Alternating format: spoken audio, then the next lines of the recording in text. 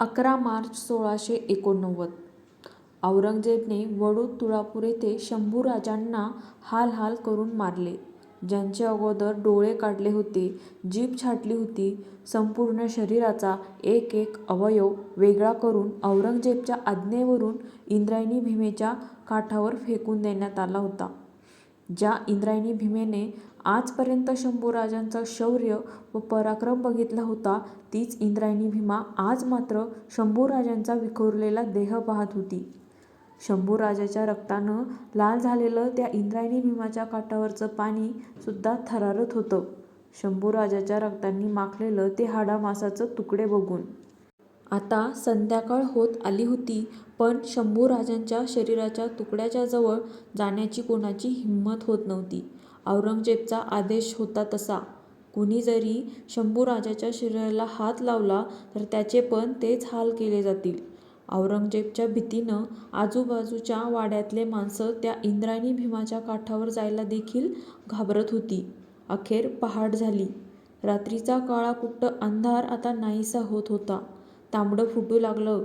पक्षी आभाळात भिरभिरू लागले होते. भल्या पहाटे जनाबाई परटीन धुणी धुण्यासाठी नदीकाठावर आली.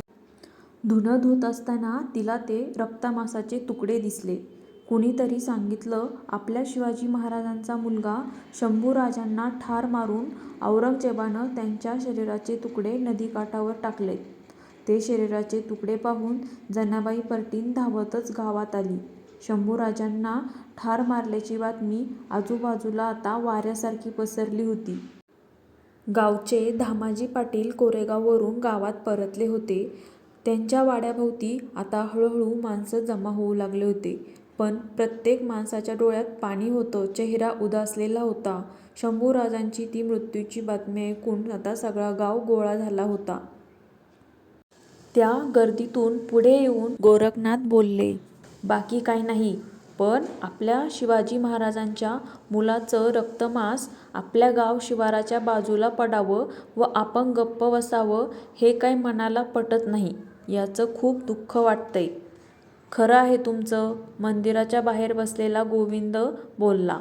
शिवाजीराजेंनी आपल्या लेकराबाळावर, या मुलकावर काय कमी उपकार केले होय? आज त्यांच्या लेकराच्या शरीराचे अवयव आपल्या गाव शिवाराच्या जवळ पडावे आणि आपण गप्प बसावं हे बरं नाही वाटत.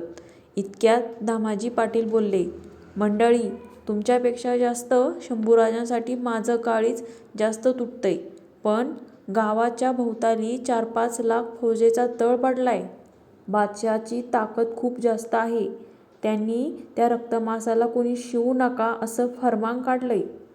खरं आहे पाटील. आज दिवसभर 10 गावातलं फारसं माणूस बाहेर पडलेलं दिसत नाही. उगाच बादशहाची कळ नको काढायला. पंचक्रोशीतली सगळी गावं गपगार पडलेत. आपणच कशाला घोड्यावर बसायचं? आता रात्र होत आली होती. गावपाटलांनी निकाल दिला होता. गावकरी आपापल्या घरी गेली. भाकर तुकडा खाऊन अंथरुणावर पडायची तयारी करू लागले. पण जनाबाई परटीन मोठी जिद्दीबाई होती. ती थेट राधाई पाटलीणीच्या वाड्यावर गेली. तिने आजूबाजूच्या आयाबायांना गोळा केलं. शिवाजीराजे व संभाजीराजे यांच्याविषयी अनेक गोष्टी निघाल्या. त्या आठवणीने सगळ्यांचे काळीज हेलावले. खूप रात्र झाली होती, पण कुणीही तिथून घरी जायला तयार होत नव्हतं. मंदिरातल्या गोरखनाथ बुवाला पाटलीणीनं बोलावून घेतलं. तेवढ्यात या साऱ्या प्रसंगानं बेचैन झालेला गोविंद पुन्हा तिथे येऊन पोचला. आपल्या हातातली काठी खाली ठेवून दूरवर बसून राहिला. आता जनाबाई बोलू लागली, आम्ही असंच उठून गेलो व शंभूराजाचं मांस गोळा करून आणलं. त्याला अग्नी दिला तर बादशाह करून करून काय करेल, गाव जाळील इतकंच नव्हं. जनाबाईच्या बोलण्यानं राधाई पाटलीण पण पेटून उठली. त्यातच गोरखनाथ बोलले, आपल्या रीतिरिवाजाप्रमाणं गावात चावडी नाहीतर नदीजवळ कधीही कोणा बेवारस माणसाचं प्रेत आढळलं तर ते प्रेत उचलावं, त्याच्यावर अग्निसंस्कार करून मनुष्यदेहाला मुक्ती द्यावी असं शास्त्रपुराण सांगतं. लांबूनच गोविंदनी आवाज दिला, इथं शिवाजीराजांच्या लेकराचं तुकडं बेवारसासारखं नदीकाठी पडल्यात आणि आम्ही सारे नामर्दासारखे बांगड्या भरून गप्प. ज्या राजानं आपल्या जनतेसाठी आपल्या जीवाची पर्वा केली नाही, तिथं आपण मात्र आपल्या जीवाची पर्वा करत बसलो आहोत. हे ऐकल्यावर सर्व स्त्रियांच्या अंगामध्ये जणू माय भवानी सळसळली. चला नदीकाठी, आपल्या राजाचे तुकडे गोळा करून आपल्या राजाला अग्निसंस्कार देऊ. सर्वत्र एकच आवाज उठला. सर्वत्र काळाभोर काळोख होता. पण त्यावेळी त्या सर्व लेकींच्या अंगी मात्र एक नवीन जोश निर्माण झाला होता. साऱ्या जणी आपल्या पदराला खोचत नदीकाठी निघाल्या. तो होणारा गलका दामाजी पाटलाच्या कानावर देखील गेला. आतमध्ये झोपलेले पाटील गडबडीनं बाहेर आले. ते आपल्या पत्नीस म्हणाले, कारभारीबाई, हे काय चालवलं आहे? बादशहाच्या हे लक्षात आलं तर काय होईल हे कळतंय का तुम्हाला? तेव्हा पाटलीन म्हणाली, माझ्या शिवाजी राजाच्या लेकराचं मांस घारी गिधाड्यानं देण्यापरीस ते आपण आणलं तर काय वाईट? असा गाव आणि असा जुलूम हवा कशाला? सांभाळा तुमचं गाव आणि तुमचं घर, निघतो आम्ही. पाटलीन रागानेच वाड्यातून बाहेर पडली. तिच्याबरोबर जनाबाई आणि त्या वडू गावातील सर्व स्त्रीशक्ती देखील झपाट्याने बाहेर पडली. त्यांची पावलं नदीच्या दिशेनं झपाझप पडू लागली. हातात काठी घेऊन गोविंद सगळ्यांच्या पुढे चालत होता. सर्वजण नदीकाठी पोहोचले. सर्वत्र अंधार होता. शिवाय गावाभोवती पडलेल्या बादशहाच्या फौजेची भीती देखील होती. बायांनी पाठीमागं बघितलं तर गावातील सर्व पुरुष मंडळी देखील त्यांच्या दिशेने येत होती. त्या पुरुष मंडळीमध्ये दामाजी पाटील देखील होते. आता मध्यरात्रीची वेळ असल्यामुळे औरंग्याचे सैनिक गाढ झोपी गेले होते. गावकरी दबकत दबकत त्या नदीच्या किनारी आले. तिथे त्यांनी कुडाचा चुल्हा पेटवला. मंद प्रकाशात ते नदीकाठी शोधाशोध करू लागले. राजांचे कान, बोट, हाताचा तुकडा असे एक एक अवयव सापडू लागले. गावकऱ्यांनी आपल्या डोक्याचे पागोटे सोडले आणि त्यामध्ये राजाचे येथील मांसाचे तुकडे, शरीराचे अवयव गोळा केले. त्या अंधारातच ते मांसाचे तुकडे घेऊन गावकरी गावात परतले. काही जणांनी आपापल्या घराकडे धाव घेतली आणि कुणी शेणकोट आणलं, कुणी लाकूड फाटा आणला. दहनाची सर्व तयारी झाली. पण तेव्हा मात्र सर्वांना एक प्रश्न पडला.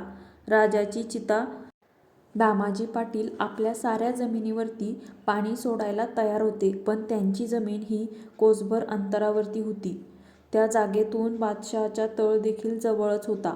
बाकीचे जमीन मालक आपल्या जमिनी देण्यासाठी घाबरलेले होते. सर्व गाव एकमेकांमध्ये कुजबजत होता. लोकांची ही कुजबूज ऐकून एका कोपऱ्यात उभा असलेला गोविंद पुढे आला. गाव शिवाराजवळच्या असलेल्या आपल्या जमिनीकडे त्याने बोट केलं आणि म्हणाला, ही आम्हा महारांची वतनी जमीन आहे. इथे आमच्या जमिनीत अग्नी द्या शंभूराजांना. समजा पुढे जाऊन बादशहाच्या लोकांचं संकट आलं तर आम्ही कुठेही निघून जाऊ. आम्हा गरिबांच्या ताटात भुगऱ्या खाणारा राजा आहे आपला शंभूराजा, हे आम्ही विसरू शकत नाही. मग तिथे त्या गोविंदाच्या जागामध्ये सरण रचलं गेलं. बादशहाच्या फौजेला खबर मिळाली तर गावात येऊ शकत होती. म्हणून दामाजी पाटलांनी तरण्या ताठ्या पोरांना तिथं उभं राहून लक्ष ठेवायला सांगितलं. अचानक वैरी जर का आक्रमण करायला आले तर त्यांना वेशीच्या बाहेरच अडवा. गोफणील्या दगडाने प्राण गेले तरी चालतील, पण अग्निसंस्कारामध्ये अडथळा येता कामा नये, असं फर्मान दिलं. गोरक्षनाथ बुवांनी बेलपत्र आणि तुळशीपत्र वाहिले. शंभूराजांच्या चितेला अग्नी दिला गेला. आग धडाधडा पेटू लागली. त्या ज्वाला त्या काळाकुट्ट आसमानाला भिडू लागल्या. सगळे गावकरी ढसाढसा रडत होते. स्त्रिया धाय मोकलून रडत होत्या. लोक गुरासारखे हंबरडा फोडत होते. अर रायगडाच्या राजेश्वरा, कुठून कुठं आलास रे पाखरा? अरे शंभू राजा, असं म्हणून सर्वजण रडत होती. सर्वांच्या डोळ्यातून अश्रूच्या धारा वाहत होत्या. तांबडं फुटायच्या आधीच चिता बुजवली गेली. शंभूराजांची ती गरम रक्षा घेऊन सर्व गावकरी पुन्हा नदीच्या काठी धावले. शंभूराजांची ती रक्षा नदीमध्ये अर्पण केली गेली. ते गोविंद महार म्हणजेच रायप्पा महार यांचा मावस भाऊ. त्या जनाबाईचे, राधाई पाटलीणीचे, त्या गावातील लोकांचे आणि ते गोविंद महार यांना संपूर्ण महाराष्ट्र कधीच विसरू शकणार नाही. तो मारणारा औरंग्या फक्त मेला, पण आपले शंभूराजे मात्र अमर झाले. जय भवानी, जय शिवाजी, जय शंभूराजे.